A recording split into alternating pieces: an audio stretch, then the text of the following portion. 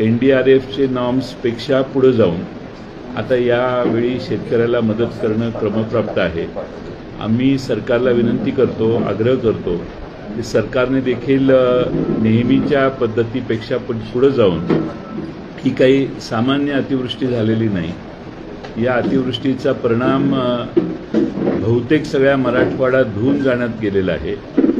गावाच्या गावं पाण्याने वेढलेली आहेत।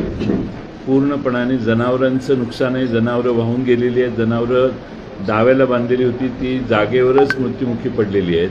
शेळ्या मेंढऱ्या वाहून गेलेल्या आहेत। कोंबड्यांचं नुकसान झालेलं आहे। शेतात काही राहिलेलं नाही।